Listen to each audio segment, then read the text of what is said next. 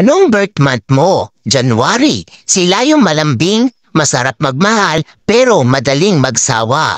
Habang masayo pa, sulitin mo na. February. Sila yung super moody.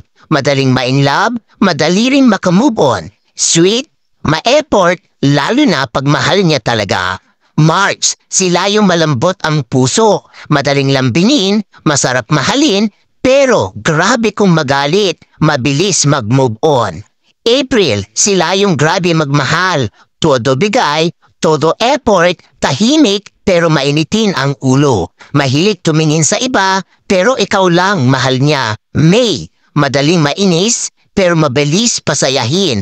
Maliit na effort mo, natutuwa na. Palaging may love life, pero palaging nililoko. June, mahilig talaga mga liwa, pero kapag nakita na niya yung taong mahal niya, loyal kung loyal yan. Masayahin pero doble ang sakit ang kayang ibalik sa'yo once nasaktan mo. July, sila yung mga taong hindi mabilis magtiwala.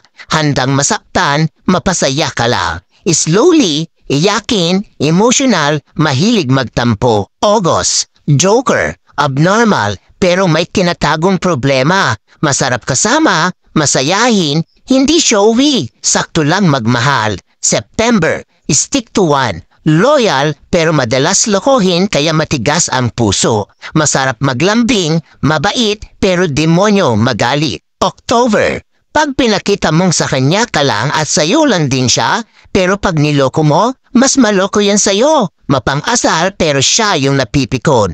November, hindi mabilis magka-move on sa isang bagay. Marupok, madamdamin, umiiyak ng patago pero kakayanin. December, malibog. Joker, mabait, loyal, di ka iiwan, sila rin yung ipaglalabang ka. Hindi sa kanila uso ang salitang suko na.